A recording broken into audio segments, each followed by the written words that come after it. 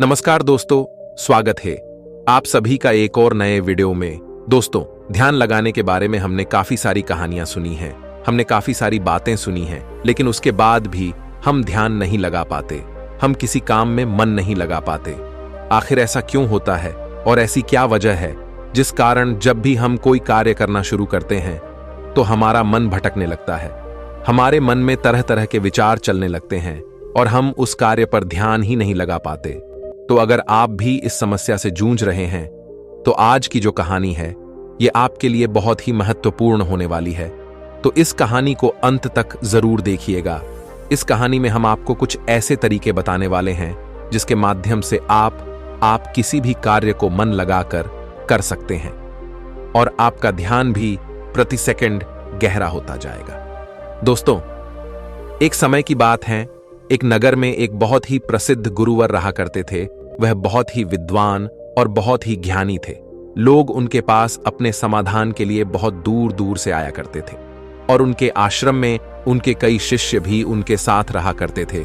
एक दिन की बात है, वह अपने आश्रम में टहल रहे थे कि तभी उन्होंने देखा कि उनका एक शिष्य संस्कृत के कुछ लोगों को एक पन्ने से दूसरे पन्ने पर उतारने का प्रयास कर रहा था, लेकिन बार बार गलती होने के कारण उसे वह सारा काम दोबारा शुरू करना पड़ रहा था। कई बार प्रयास करने के बाद आखिरकार वह थक गया और हार मान ली। तभी उसकी नजर उन गुरुवर पर पड़ी। जब उस शिष्य ने उन गुरु को देखा तो उन्हें प्रणाम किया और अपनी समस्या बताते हुए वह उन गुरुवर से कहता है, हे गुरुवर, मैं करीब 2 घंटों से नए पन्ने पर उतारने की कोशिश कर रहा हूं, लेकिन बार बार न जाने क्यों मुझसे गलती हो जा रही है, न जाने क्यों बार बार मेरा मन भटक जा रहा है। मैं हर बार अपने मन को साधने की कोशिश कर रहा हूं, लेकिन बार बार मुझसे कोई ना कोई गलती हो ही जा रही है और इसी कारण मुझे बार बार यह काम एक नए सिरे से शुरू करना पड़ रहा है। आखिर ऐसा क्यों हो रहा है? इसका जवाब देते वह गुरुवर अपने उस शिष्य से कहते हैं, भंते, ऐसा केवल ध्यान की कमी के कारण होता है, क्योंकि एक साधारण इंसान अपने मस्तिष्क की 99% ऊर्जा को यूं ही व्यर्थ कर देता है। इसी कारण उसका मन किसी भी कार्य में नहीं लग पाता और यही वजह है कि उनसे बार बार गलतियां होती रहती हैं और वह चाहकर भी उन गलतियों को सुधार नहीं पाते और वहीं पर एक सधा हुआ मन इन कार्यों को बड़ी सरलता और सहजता से कर लेता है और इसके पीछे भी कई कारण हैं। तभी वह शिष्य उन गुरुवर से कहता है, कौन से कारण है गुरुवर? तभी वह गुरुवर अपने उस शिष्य से पहला कारण बताते हुए कहते हैं, भंते, आप लिखते वक्त जरूर किसी और घटना के बारे में सोच रहे हो। इस पर वह शिष्य हाँ में सर हिलाते हुए कहता है, जी गुरुवर, आपने बिल्कुल सही कहा। आज सभी शिष्यों की छुट्टी है और सभी अपने अपने कामों से बाहर गए हैं, लेकिन मुझे यह काम मिला है और मुझे इस काम को पूरा करना है। शायद यही कारण है कि मैं ठीक से मन नहीं लगा पा रहा। तभी वह युवा शिष्य उन गुरुवर से कहता है, हे गुरुवर, यदि हमारा मन कहीं ना लगे और हम किसी भी कार्य को सही ढंग से ना कर पाए तो ऐसी स्थिति में हम अपने ध्यान को कैसे बढ़ा सकते हैं? इसका जवाब देते हुए वह गुरुवर अपने उस युवा शिष्य से कहते हैं, भंते, मैं तुम्हें कुछ ऐसे तरीके बताने जा रहा हूं जिन्हें यदि तुम ध्यान में रखोगे तो तुम अवश्य ही अपनी ध्यान शक्ति को बढ़ा पाओगे और तुम किसी भी कार्य में गहराई से मन लगा पाओगे। आगे गुरुवर सबसे पहला तरीका बताते हुए कहते हैं, भंते, जब भी तुम्हारा मन किसी कार्य में ना लगे तो सबसे पहले सांसें लो और गहरी सांसें छोड़ो। ऐसा करीब 5 बार करो और अपने मन को काम और अन्य चीजों से हटाकर केवल सांस पर ले आओ। आगे गुरुवर अगला तरीका बताते हुए कहते हैं, भंते, जब भी तुम कोई कार्य कर रहे हो तो अपनी सारी इंद्रियों को एक काम से जोड़ने का प्रयास करो। जैसे कि अब भी तुम लिखने का प्रयास कर रहे थे, तो लिखते वक्त जब तुम कलम अपने हाथों में पकड़ते हो तो उंगलियों के बीच में उस कलम का स्पर्श महसूस करो। अपनी आंखों से शब्दों को बनते हुए देखो और लिखते समय कलम और कागज के घर्षण से जो आवाज उत्पन्न हो रही है उस पर ध्यान केंद्रित करो। उसे ध्यान से सुनो या फिर तुम लिखते समय शब्दों का उच्चारण अपने मन के भीतर गूंजता हुआ महसूस करो। और अब अपनी नाक से उस स्याही की गंध को महसूस करो। इससे तुम्हारी सारी इंद्रियां एकजुट हो जाएंगी और एक ही काम से जुड़ जाएंगी। आगे वह गुरुवर कहते हैं, अपने काम के साथ एकजुट हो जाओ, उससे जुड़ जाओ और अपनी इंद्रियों को अपने काम के साथ जोड़ने के बाद तुम्हारा ध्यान अत्यधिक गहरा हो जाएगा। इसका अर्थ यह हुआ कि तुम काम के साथ एक हो चुके हो, यानी कि तुम काम में पूरी तरह से खो चुके हो। और जब तुम इस प्रकार कोई भी कार्य करोगे तो तुम्हें समय का पता भी नहीं चलेगा और तुम्हारे कार्य में कोई भी गलती भी नहीं होगी। लेकिन मेरी एक बात और याद रखना, यदि बीच बीच में तुम्हारा मन भटकने लगे, तुम्हारे मन में तरह तरह के विचार उठने लगे और तुम्हारा मन यहां वहां भागने लगे, तो डरना मत। तुम दोबारा से निश्चय करना और दोबारा से ध्यान लगाने का प्रयास करना। देखते ही देखते तुम इस अभ्यास में निपुण हो जाओगे और तुम्हारा ध्यान अत्यधिक गहरा होता चला जाएगा। उस शिष्य ने उन गुरुवर की सारी बातें ध्यानपूर्वक सुनी और उसके बाद उसने ऐसा ही किया। और देखते ही देखते वह अपने कार्य में इतना खो गया कि जहां जहां वह गलतियां कर रहा था वहां पर अब उससे कोई भी गलतियां नहीं हो रही थीं। और तो और उसने अपना सारा कार्य एक बार में ही पूरा कर लिया। और ऐसा इसलिए हो पाया क्योंकि हमारा सारा ध्यान हमारी इंद्रियों में बटा होता है और इसलिए हमें अपनी इंद्रियों को एक कार्य पर लगाना बहुत आवश्यक है। क्योंकि यदि हमारा ध्यान इन इंद्रियों में बटा रहेगा तो हमारा मन भटकता रहेगा। जहां जहां भी हमारी इंद्रियां भागी वहां वहां हमारा मन भी भागेगा। लेकिन वहीं पर यदि आपने अपनी सारी इंद्रियों को केवल एक ही कार्य पर लगा दिया तो आपका मन भटकना बंद हो जाएगा और इस समय आप बहुत ही अत्यधिक गहरे ध्यान में पहुंच जाएंगे। किंतु साधारण मन इसे ज्यादा देर तक साध नहीं सकता, लेकिन इस प्रकार बार बार और निरंतर अभ्यास करने से मन ध्यान को साधना सीख जाता है और आपका ध्यान अत्यधिक गहरा होने लगता है और आपको उस कार्य में रुचि भी आने लगती है। और जब भी आप उस कार्य में पूरी तरह से खो जाते हैं तो आपको समय का भी पता नहीं लगता और आपका कार्य भी अच्छी तरह से और सफलतापूर्वक हो जाता है। वह गुरुवर अपने शिष्य को यह सारी बातें बताकर ध्यान में लीन हो गए। लेकिन तभी वहां पर एक युवक आया और उस युवक ने उन गुरुवर को प्रणाम किया। तभी उन गुरुवर ने अपनी आंखें खोली और इस पर वह युवक कहता है, हे गुरुवर, मैं आपके पास बहुत दूर से आया हूं। मैंने आपके बारे में तरह तरह की बातें सुनी है। मैंने सुना है कि आप सभी की समस्याओं का समाधान करते हैं। मेरी भी एक समस्या है, कृपया करके मेरा मार्गदर्शन करें। इस पर वह गुरुवर उस युवक से कहते हैं, बोलो, आखिर तुम्हारी क्या समस्या है? वह युवक अपनी समस्या बताते हुए उन गुरु से कहता है, हे गुरुवर, मैं बहुत लंबे समय से तैयारी कर रहा हूं। मैंने कई तरह के सरकारी परीक्षाएं भी दी हैं, लेकिन मैं किसी में भी उत्तीर्ण नहीं हो पाया।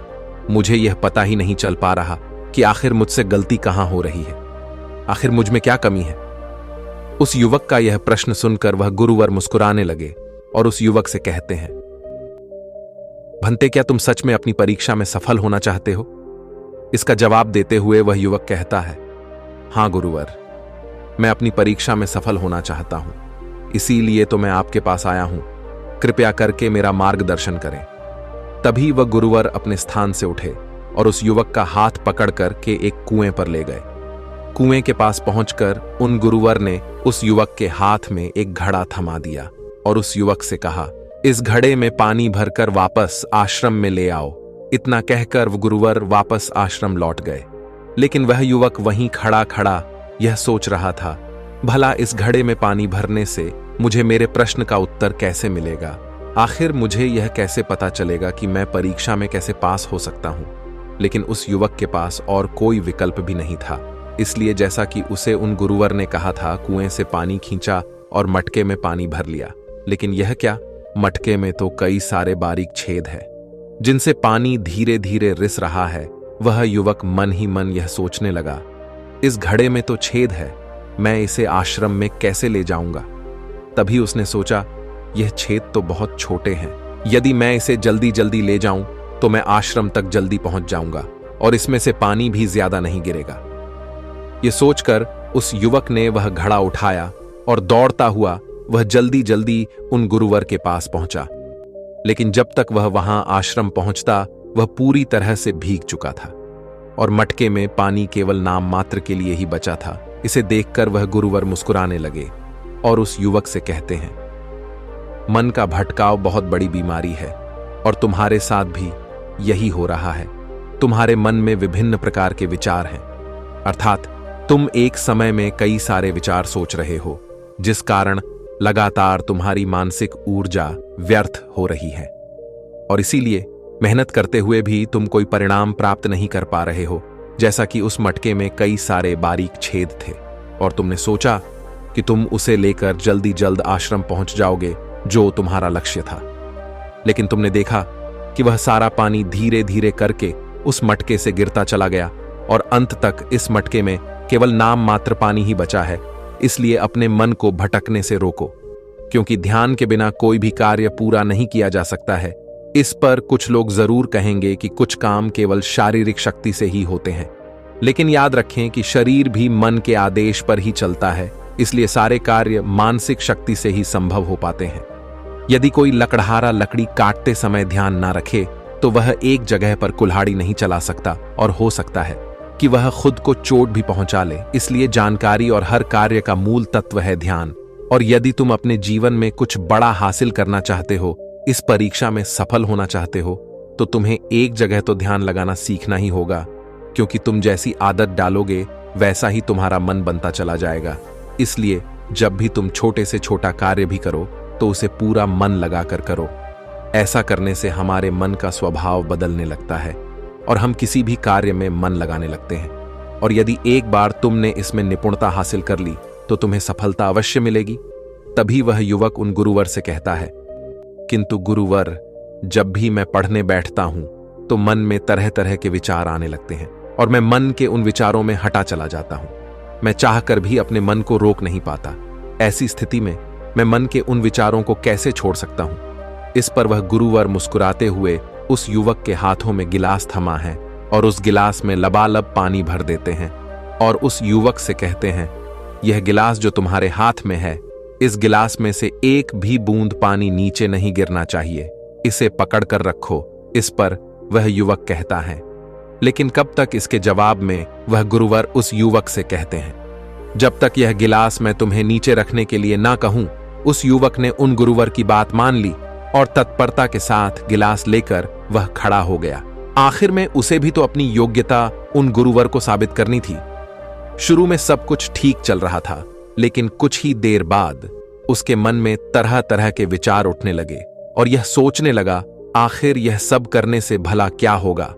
मैं चाहे कितनी भी कोशिश कर लूं, लेकिन मेरा मन मेरे बस में नहीं आने वाला। मैं उस पर नियंत्रण नहीं साध सकता। मैं कभी नहीं बदल पाऊंगा। यह सोचकर वह लड़का मन ही मन असहज होने लगा। वह लगातार कोशिश करता रहा, लेकिन अब उसके शरीर के हिलने से बार बार पानी गिलास से नीचे गिर रहा था और जमीन पर फैल रहा था। यह देख वह गुरुवर उस युवक से कहते हैं, बेटा, जब तक तुम्हारा मन शांत था तब तक पानी की एक बूंद भी गिलास से नीचे नहीं गिरी, लेकिन जैसे ही तुम्हारे मन में तरह तरह के विचार उठने लगे, तुम्हारा शरीर भी वैसी ही प्रतिक्रिया देने लगा और तुम्हारे शरीर की प्रतिक्रिया देने के कारण गिलास से पानी नीचे गिरने लगा और जमीन पर फैलने लगा।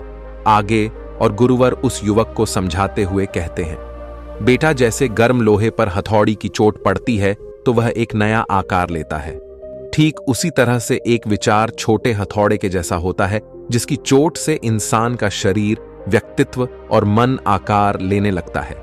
अर्थात तुम्हारा यह मन ग्लास में पानी की तरह है और यह बहुत आसानी से भटक जाता है, विचलित हो जाता है। यदि तुम चाहते हो कि ग्लास में भरा हुआ यह पानी शांत रहे, तो इसके लिए तुम्हें अपने मन को शांत रखना होगा।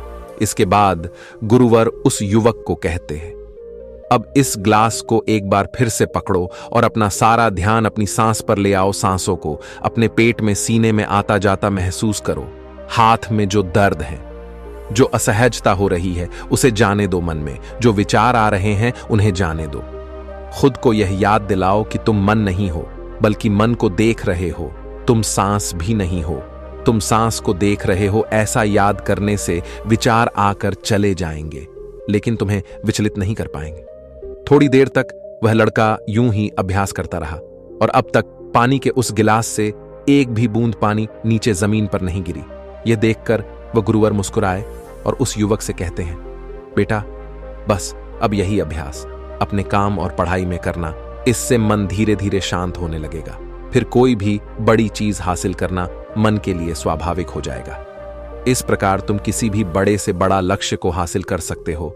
और यदि तुम किसी परीक्षा में सफल भी होना चाहते हो तो यह भी तुम्हारे लिए बहुत सहजता से हो जाएगा। इतना कहकर वह गुरुवर शांत हो गए और वह युवक भी यह समझ चुका था कि आखिर वह इतने सारी परीक्षाएं देने के बाद भी अब तक सफल क्यों नहीं हो पाया। उसने उन गुरुवर को प्रणाम किया और वापस अपने घर लौट आया। दोस्तों, इस कहानी से हमने कई सारी महत्वपूर्ण बातें सीखी हैं। चलिए एक एक करके उनके बारे में जानते हैं। सबसे पहले पांचों इंद्रियों को एक काम पर लगाओ, गहरी सांसें लो और गहरी सांसें छोड़ो। ध्यान सांस पर ले आओ और बाकी सारी चीजें छोड़ दो। दूसरी बात, सभी इंद्रियों को केवल एक काम से जोड़ो। कान, आंख, नाक, स्पर्श, हर तरह से काम से जुड़ जाओ, उस काम में एक हो जाओ। तीसरा, यदि ध्यान टूट भी जाए तो इसमें घबराने की कोई जरूरत नहीं। एक बार फिर निश्चय करो और दोबारा से प्रयास करो। दोबारा से अपने काम में पूरी तरह से मग्न होने का प्रयास करो। धीरे धीरे ध्यान गहरा होता चला जाएगा और आप किसी भी कार्य में पूरी तरह से मग्न हो जाएंगे। जब ऐसा होगा तब आप वह कार्य बड़ी सरलता और सहजता से पूरा कर लेंगे। इस बीच जो समय लगने वाला है उसका भी अंदाजा आपको नहीं लग पाएगा और साथ ही ना तो वह काम आपको बोझ लगेगा और ना ही आप उस काम को करने में उबाऊ महसूस करेंगे। आप उस काम में आनंदित रहेंगे, उस काम में आपको मजा आएगा और आप उस कार्य को बड़ी सरलता और सहजता से पूरा कर पाएंगे। दूसरी बात जो हम इस कहानी से सीखते हैं वह यह है कि हर जानकारी और हर कर्म का मूल तत्व है ध्यान। हमें ऐसा लगता है कि मन के छोटे मोटे भटकाव से कोई फर्क नहीं पड़ता, लेकिन बिना ध्यान के कोई भी कार्य संभव है ही नहीं। आपने कभी ना कभी तो यह महसूस किया ही होगा कि जब आप कोई पढ़ाई कर रहे हैं या कोई जरूरी काम कर रहे हैं, उसी दौरान आपके फोन में कोई नोटिफिकेशन आ जाता है, आपका मन तुरंत ही यह कहता है कि चलो एक बार वह नोटिफिकेशन देख लेते हैं, आखिर उसमें ऐसा क्या है। और जैसे ही आप वह नोटिफिकेशन देखने जाते हैं, आपका पूरा ध्यान उस स्मार्टफोन में लग जाता है और आपका अधिकांश समय उसी में बीत जाता है। लेकिन जब आपको यह एहसास होता है तब तक बहुत देर हो चुकी होती है।